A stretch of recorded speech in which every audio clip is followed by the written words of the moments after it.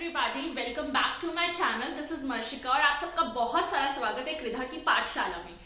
Friends, आज जो topic हम कवर करने वाले हैं वो इंग्लिश लिटरेचर से है और इंग्लिश लिटरेचर का एक बहुत ही इंपॉर्टेंट टॉपिक है ये उन स्टूडेंट्स के लिए जो लोग KVS, DSSS, NVS, UGC, NET, PhD entrance, MA English entrance इन सबकी प्रिपरेशन कर रहे हैं। आज का टॉपिक होने वाला है आपके लिए बहुत ज्यादा इंपॉर्टेंट। तो अगर आपको कुछ भी जॉट डाउन करना है तो आप पॉइंटर्स बना के जॉट डाउन कर सकते हो। मैं आपको बताने वाली हूँ बहुत ही ब्रीफ में सब कुछ, लेकिन आगे आने वाले वीडियोस में सब कुछ हम डिटेल में कवर करेंगे। कुछ भी हमें मिस नहीं करना है बिकॉज अपने एग्जाम के लिए पूरे जोश से तैयारी करनी है एंड बहुत ही स्मार्ट वर्क करना है प्लस हार्ड वर्क करना है बिकॉज कोई भी एक करके पेपर नहीं निकलने वाला है। ठीक है, आज जो हम टॉपिक कवर करेंगे from English literature that is precursor of Shakespeare. I hope आपको बोर्ड विजिबल होगा, नहीं होगा तो भी मैं लाइन बाय लाइन सब कुछ पढ़कर आपको समझाने वाली हूँ। सो डोंट वरी, बस आप फोकस से समझिए चीजों को। बहुत ही सिंप्लीफाइड लैंग्वेज में मैं आपको सब कुछ समझाऊंगी, कोई प्रॉब्लम आपको नहीं होने वाली है। तो प्रीकर्सर ऑफ शेक्सपियर के बारे में जान लेते हैं। शेक्सपियर सुनते ही हम सब में से बहुत सारे ऐसे लोग हैं जो बहुत ही इजीली इन्हें पहचान सकते हैं बिकॉज शेक्सपियर इंग्लिश लिटरेचर का एक बहुत ही जाना माना नाम है। इनके लिखे हुए प्लेज, ड्रामास प्लस इनकी सोनेट्स बहुत ही ज्यादा फेमस हैं। ट्रेजेडीज, कॉमेडीज, इन सब चीजों के लिए बहुत ज्यादा फेमस माने गए हैं शेक्सपियर और बहुत ही इंपॉर्टेंट रोल है इनका इंग्लिश लिटरेचर के अंदर। और मैं आपको बता दूं ऐसे एज अ फन फैक्ट कि शेक्सपियर की एक वर्क पर दैट इज ओथेलो, उस पर हमारे बॉलीवुड में एक मूवी भी बन चुकी है, आप में से बहुत सारे लोगों ने देखी होगी, ओमकारा। ऐसे ही है कि मतलब लाइक और भी इनके बहुत सारे इंपॉर्टेंट वर्क्स हैं जो हम आगे पढ़ेंगे जिनका बहुत अच्छा कंट्रीब्यूशन है इंग्लिश लिटरेचर में और आपके एग्जाम में भी बहुत बड़ा कंट्रीब्यूशन है बिकॉज बहुत ही सारे सवाल पूछे जाते हैं। तो प्रीकर्सर ऑफ शेक्सपियर में हम पहले प्रीकर्सर का मतलब जान लेते हैं। बहुत सारे लोगों को पता होगा लेकिन जिन्हें नहीं पता है उनके लिए मैं बता दूं कि प्रीकर्सर वर्ड यूज होता है प्रेडेसेसर के लिए, ठीक है, या फिर an indicator of approaching events. आगे जो होने वाला है उसका एज एन इंडिकेटर हम प्रीकर्सर वर्ड को यूज कर सकते हैं जो पहले से हमें पता चलता आ रहा है कि आगे अब अप्रोचिंग इवेंट्स क्या होंगे। ठीक है, यही हमारा आज का टॉपिक है। ये स्टार्ट करने से पहले मैं आपको यहाँ पर आपका ध्यान थोड़ा सा ले जाना चाहूंगी। यहाँ पर है chapter track. Chapter track as in की हम क्या कुछ कवर करने वाले हैं। In this chapter a thorough and intensive study of Shakespeare's 15th and up to Chaucer is carried out. 15th century से लेकर चौसर तक जो भी मतलब लाइक इंटेंसिव स्टडी है हम करेंगे आगे आने वाली वीडियोस में भी और इसमें एज अ ब्रीफ हम करेंगे। ठीक है, this chapter is mainly deals with the development of English literature during 14th and 15th century. ये सारी चीजें हम कवर करेंगे। तो चलते हैं पहले पॉइंट की तरफ जो कि बहुत ही इंपॉर्टेंट है, अगर आप नोट करना चाहते हो तो साथ साथ कर लो। The 15th century was regarded as the dark age of English literature. Dark age बोला जाता था 15th सेंचुरी को इंग्लिश लिटरेचर में। The light of literature shone during the century except one or two remarkable exceptions was dim. पूरी century को अगर हम overall देखें तो उसकी जो लाइट थी वो बहुत ही डिम रही। लाइक मतलब एक या दो एक्सेप्शनल चीजें ऐसी हुई होंगी जिसमें थोड़ा सा ब्राइटनेस हमको पाई गई, अदरवाइज जो मूड था वो काफी ज्यादा डिम था। बहुत ही मतलब डिप्रेसिव तरीके की एनर्जीज इस सेंचुरी में पाई गई। Second one, this century saw the depression of most of the high hopes. जैसे कि मैंने प्रीवियस पॉइंट को भी रिलेट करके बता सकते हैं, हम पहले भी बता चुके हैं कि लाइट डिम थी, दैट मीन्स यहाँ पे डिप्रेशन था।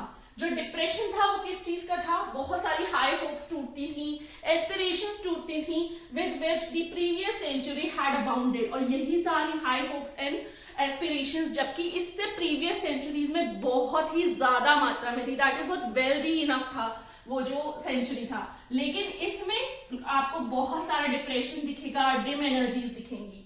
The unrest of the Wars of the roses, the agony of the doomed feudal system. अब इसमें जो अनरेस्ट वॉर्स ऑफ रोजेस में हुआ या जो पेन है, एगनी का मतलब पेन, जो पेन था डूम्ड फ्यूडल सिस्टम का वो बहुत ज्यादा था और एक तरीके से वो एक सबूत की तरह काम कर रहा था कि हम ये अच्छे से साबित कर सकते हैं कि जो अगर हम कंपेयर करें उसको प्रीवियस एज के साथ या प्रीवियस सेंचुरी के साथ तो बहुत ज्यादा lack of outstanding literary activity थी इसके अंदर। बहुत सारी आउटस्टैंडिंग एक्टिविटीज, लिटरेरी एक्टिविटीज पहले वाले टाइम में थी जो इस एज में लैक कर रही थी।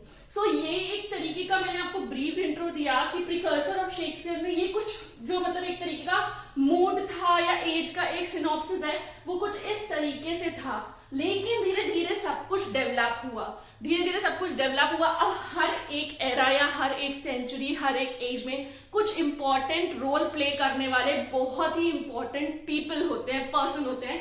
सो मैं उनकी भी आपको लिस्ट अभी देने वाली हूँ, यहाँ पर आप बने रहिएगा, आपको लिस्ट देने वाली हूँ और आप उन्हें नोट कर लीजिएगा कि कौन कौन से राइटर्स, पोएट एमर्ज हुए थे जिन्होंने डेवलपमेंट में हेल्प किया इसके आगे।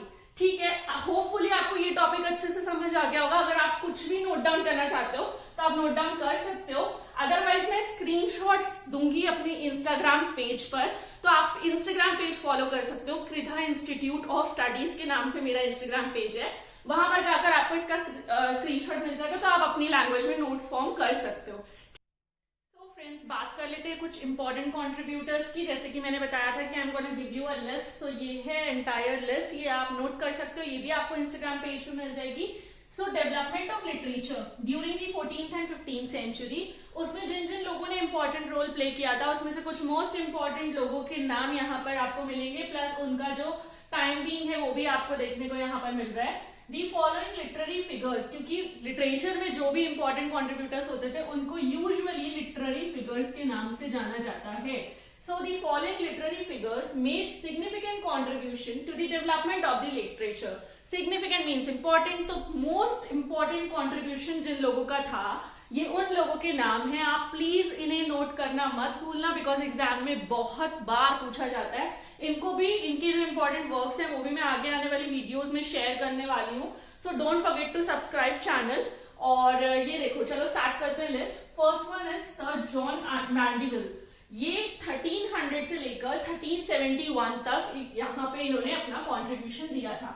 Then comes John Wycliffe. John Wycliffe का जो था टाइम बीइंग वो था 1320 टू 1384। ये भी बहुत इंपॉर्टेंट है, कई बार कई एमसीक्यूज में पूछा जाता है, ये टाइम पीरियड भी पूछा जाता है, तो इसीलिए ये सारे एग्जाम जो भी इंग्लिश लिटरेचर से रिलेटेड इंपॉर्टेंट एग्जाम्स हैं उन सब में इस तरीके के क्वेश्चंस आते हैं, तो नाम के साथ आपको ये भी याद करना जरूरी है। So John Wycliffe, sir John Mandeville, इसके बाद है जॉन गोवर। जॉन गोवर है 1330 to 1408। Then comes William Langland, बहुत इंपॉर्टेंट नाम लिटरेचर का, 1332 से लेकर 1387 तक। Then Geoffrey Chaucer. चौसर को कौन नहीं जानता, जैसे शेक्सपियर को हम सब जानते हैं, ऐसे ही ज्यादातर लोग जो लिटरेचर पढ़ रहे हैं या लिटरेचर में इंटरेस्ट रखते हैं वो चौसर को भी बहुत अच्छे से जानते हैं। तो जेफरी चौसर 1343 से लेकर 1400 तक। Then Thomas Occleve 1368 to 1426। Then John Lydgate 1370 to 1451। अब इधर आ जाते हैं, Robert Henryson 1425 to 1500। John Skelton 1460 to 1529। Then William Dunbar 1460 to 1530। Then Gavin Douglas 1474 to 1522। Then sir David Lindsay 1490 से लेकर 1555 तक। सो जो टॉपिक मैंने आज पढ़ाना था उसमें यही सारे इंपॉर्टेंट नाम थे। आप इसको नोट कर लो या फिर आप इंस्टाग्राम पेज से इसको नोट कर लेना, लेकिन नोट्स बनाने बहुत ज्यादा जरूरी है, क्योंकि जब आप रिवीजन करोगे उस टाइम पे आपके पास इतना सारा कुछ पढ़ने का टाइम नहीं होगा। सो अगर आपके पास अपने प्री प्लान नोट्स होंगे यही शॉर्ट फॉर्म में, तो आप ये सारी चीजें बहुत इजीली रिवाइज कर सकते हो। और भी बहुत सारे टॉपिक्स पर वीडियो लेके आने वाली हूँ, तो please don't forget to subscribe channel and bell button को हिट कर देना नोटिफिकेशंस के लिए। और इंस्टाग्राम पेज को फॉलो कर सकते हो, डिस्क्रिप्शन बॉक्स में भी लिंक दे दूंगी। वैसे कृधा इंस्टीट्यूट ऑफ स्टडीज के नाम से इंस्टाग्राम पेज है, सर्च करोगे इजीली मिल जाएगा, मर्शिका चौहान वहां पे मेरा नेम मेंशन हो गई। ठीक है, कोई भी टॉपिक पर, कोई भी प्रिसाइज टॉपिक पर वीडियो देखना चाहते हो तो कमेंट सेक्शन में आप लिख सकते हो। मैं कोशिश करूंगी कि अच्छे से क्या होता है भाई, अच्छे से अच्छी तरह उस टॉपिक पर रिसर्च करके आपके लिए शॉर्टलिस्ट करके वो टॉपिक लेकर आऊं। ठीक है, और आप लोगों में से जो लोग मेरे ब्लॉग ब्लॉग्स देखना पसंद करते हो तो मेरा एक ब्लॉगिंग चैनल भी है मर्शिका चौहान लाइव के नाम से, वो आप सर्च कर सकते हो। उसका लिंक भी मैं डिस्क्रिप्शन बॉक्स में दे दूंगी, आप जाकर उसे भी सब्सक्राइब कर सकते हो। उसमें कुछ मेरी डेली ब्लॉगिंग और मेरी अपनी लाइफ से रिलेटेड चीजें, सो आप अगर चाहो तो उस चैनल को भी सब्सक्राइब कर सकते हो। मिलती है बहुत जल्द एक न्यू वीडियो के साथ, तब तक के लिए इस पर तैयारी जारी रखिएगा और अपना भी जो सेल्फ रिविजन है वो करते रहिएगा, बिकॉज सेल्फ स्टडी सबसे ज्यादा इंपॉर्टेंट होता है। I am here to guide you, लेकिन साथ साथ आपको भी अपनी मेहनत करते रहना है। तो मिलते हैं बाद में, बाय।